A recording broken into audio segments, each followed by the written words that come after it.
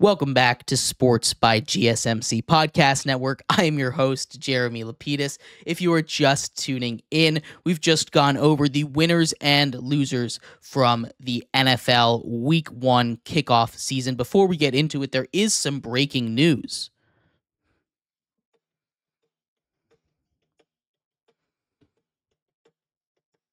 Breaking news out of the NFL for the sixth segment we just finished, and we can put this in the losers section as well. Puka Nacua is out for at least 4 weeks, being placed on the IR with a knee issue. Sean McVay, in a press conference just now, comes out. The injury is a knee injury. Out at least 4 weeks, being placed officially on the IR. It's not great for the Rams. We did see the offense start to move, though, against a tough Lions defense. Cooper Kupp, career high, 14 receptions. That connection is alive and well between Matt Stafford and Cooper Kupp. I was really interested to see the dynamics for Cooper Kupp, healthy Cooper Kupp, Puka Nacua, and Matthew Stafford when all three of them were healthy, but it seems like we're doomed to just have one of those guys on the field at any given moment. We'll see what happens. This is very unfortunate for Puka Nacua and the Rams, but I do think the Rams team will be just fine. They made the playoffs without Cooper Kupp. I think they can do the same thing they did last year without Puka. We saw the Stafford Kupp connection win a Super Bowl. So, not necessarily too worried, but it is definitely a little bit worrying. Their depth, especially their offensive line depth, not where you want it to be. But anyway, we're going to get into some college football winners and losers in just a second. But before we do, remember, if you would like to be an even bigger part of the show than you already are, all you need to do is go to gsmcpodcast.net. Or if you are on YouTube, you can use that super chat feature. If you do either of those two things, a message should pop up on the bottom of the screen for you, me, and everybody else around the world to see. If you do have a burning question about sports, anything at all that you would like to ask, go and throw that in the comments. Throw it in the chat. I will get to it as soon as I possibly can. I appreciate everybody so much for sticking around, talking some sports with me here on a beautiful Monday, September 9th. But like I was saying, getting into college football. College football was equally, if not more, insane than that Sunday that we just went over. From the early games where we saw Texas absolutely destroy Michigan, to a late game that saw Ashton Genty and Boise State nearly take down the behemoth that is Oregon. We'll break down all the winners, all the losers, starting off with the winners here. And what's a better place to start than what was the headlining game of the week? Maybe the headlining game of the season. Definitely the biggest one to date. Number 3, Texas, heading up to Ann Arbor, playing a game in the Big House, taking on the number 10 Michigan Wolverines. And my God, did Texas make a statement. Their defense completely shut down the Michigan offense.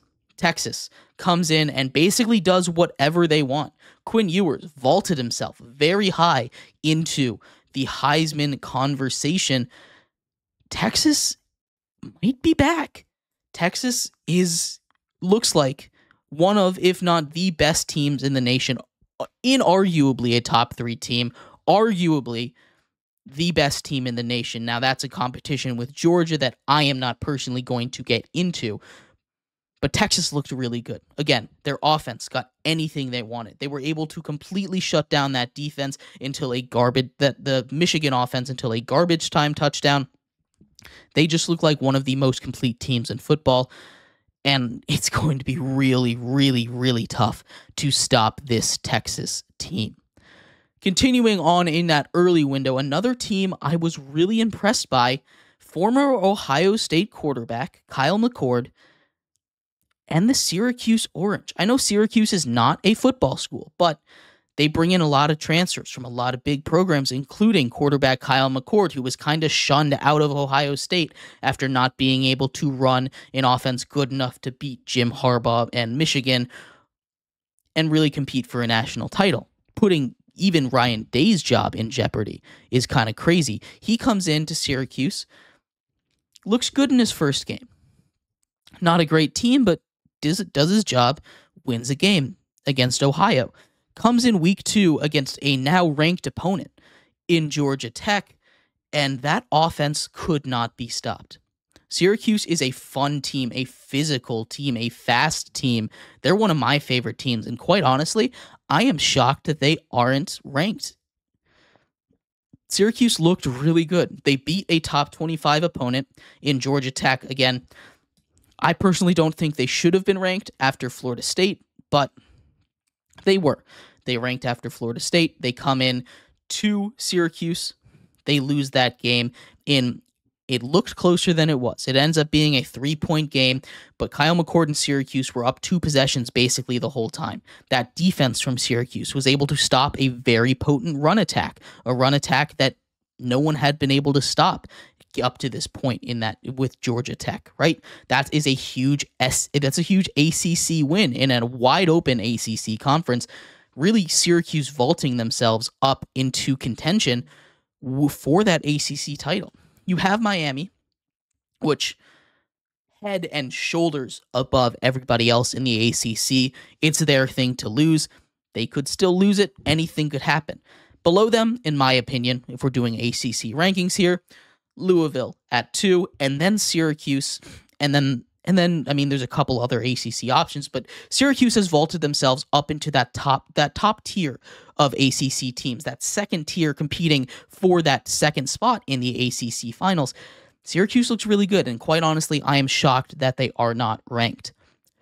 Another one that I wanted to point out in the early window of games, an early window of games that was phenomenal to watch.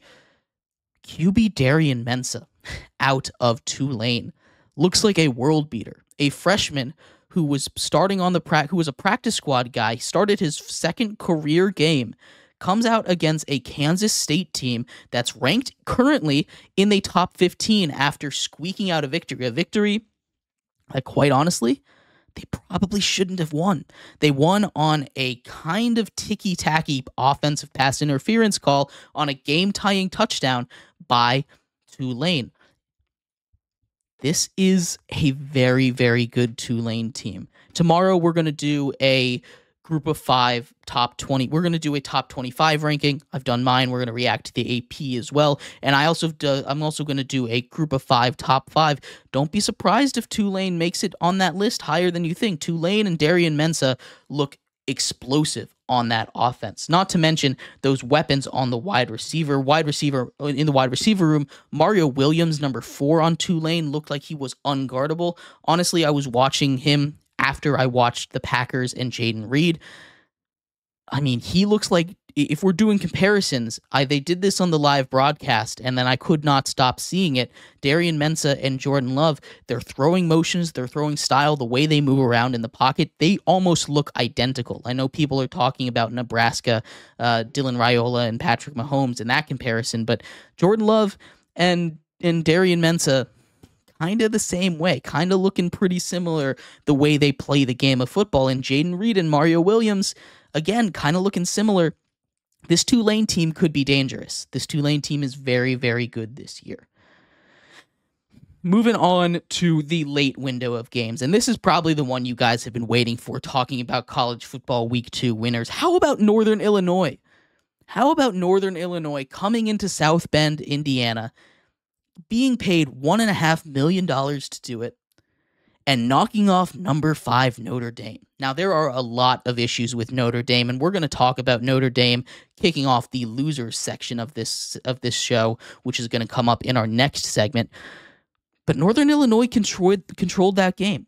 They win on incredible special teams play, not only blocking a field goal to end the game, but they blocked another field goal earlier on in the game to keep them ahead heading into halftime. Their run defense, really their defense entirely really stepped up, and maybe that says more about Notre Dame. Again, we'll get into Notre Dame in the next segment, but that grit, that ability to play in a tight game and just control the time of possession, make your way through a tough tough Notre Dame defense. I don't think anyone is arguing Notre Dame's defense isn't really good, but Northern Illinois with a top 5 victory. They had never won a game against a top 5 program. They were 0-51 in their history. One of the biggest upsets in college football history. Northern Illinois comes in. Now they're ranked at 25. That's super exciting for that program. Again, we'll see if that makes them in this new college football format. Maybe that eliminates Notre Dame and puts Northern Illinois into that 12 spot. Again, tomorrow we'll go through all of that. We'll do a top 5 group of 5 ranking. But my God, was that so much fun to watch. 2 more things, 2 more winners, and then we're gonna head into the losers after that. Clemson putting up 66 against a good App State team. App State is a team that, I thought was in contention for that group of 5 spot. I talked up the Sun Belt a lot, but they kind of fizzled out a little bit this week against some opponents that I think they should have done better against. But App State loses by 40. Maybe that's just Georgia. Maybe Georgia really is just that special. Clemson only able to put up 3 points against them, but my God, they didn't have to do that to App State. They went out there and they said, hey, we deserve to be in this conversation. I know I kind of counted Clemson out when I went through that ACC stuff, but if they can continue to play like this, if Cade Klubnik can continue to put up offensive numbers like this, maybe they're still in the running there. Maybe I counted them out just a little bit too soon. Clemson's a good team. Georgia's a better team. They absolutely wrecked shop against App State, kind of destroyed their playoff resume, honestly. That was a game I expected Clemson to win, but I thought that would be a lot closer. And finally, Boise State and Ashton Jeanty. And really, I want to focus more on Ashton Jeanty here. Ashton Jeanty has a chance to do something that has not been done as long as I can remember. He has the chance to win the Heisman as a group of 5 player. Ashton Jeanty through 2 weeks, 467 yards and 9 touchdowns. He is on pace for almost 3,000 rushing yards. He is on pace for over 50 touchdowns this season. That is ridiculous numbers. Now, that's inflated numbers. He's not going to run for 50 touchdowns, but what if he did? What if he did? He rushed for 6 in week 1, 3 in week 2, over 200 yards both times, almost upsets a top 10 team in the country, near single-handedly, I must say. This Boise State team and Ashton Jeanty, they're going to be some trouble. Ashton Jeanty is very firmly in that Heisman conversation, and very firmly he should stay in there. I know he's going to get discounted because group of 5. I know he's going to get discounted because he's not a quarterback, but he should absolutely be in that conversation. Kind of crazy how he fell through the cracks and got to a school like Boise State. And I know I said last one, but I didn't have this one in my notes. I apologize. Colorado, man. Colorado is done. Coach Prime might be fired at the end of this season. Just the way that they're playing, Nebraska comes out and absolutely destroys them. We saw them almost lose to North Dakota State, who, personally, I think North Dakota State is kind of getting a little bit too much flack here because they're still a very good program. And they almost beat them because they're a very good program, but that defense can't do anything. They cannot run the ball. It's literally Travis Hunter against the world. Shadur Sanders holds the ball way too long. That offensive line is a mess. Coach Prime doesn't really know how to coach a program. He can build up a program with lots of names and talent because he attracts it, but he doesn't know how to coach it. And that is seriously becoming a very real issue. They're going to continue to get all of this hype as long as he's there, and maybe that's enough for Colorado, getting their program back in the spotlight for the first time in almost 20 years. But maybe they want to start to win games. And unfortunately, that's going to have to come with the price of losing Coach Prime, I think, because the way I see it, they're not going to be a successful college program with him there unless something drastic changes. He had a year to adjust to the higher level of competition. He didn't do anything. He doesn't recruit. He needs to start recruiting. He can't just sit there and, quite frankly, be lazy as a coach. He isn't he's just saying, "Hey guys, my name is Deion Sanders. Come play for me," and it works. It does, because he's got the aura. He's got the kind of energy that you want to play with if you're a good team. But he doesn't know how to team build. He doesn't know how to get that chemistry in, and it's just not going to work out for Colorado if he continues to be that coach. Oh, I know that was winners, but there's a preview for the losers right there. Nebraska. Nebraska is the winner here. Dylan Raiola looked really good, and that Nebraska team looks unstoppable. I won't say unstoppable, but their line, they're physical, and if they can play like that with the offense they have, the defense can just play solid. They're a real threat to make a run this season. But yeah, we're going to take a quick break here. We're going to continue our losers. I know it kind of started that one a little early. My fault. Couldn't wait. We'll be right back here on Sports by GSMC Podcast Network.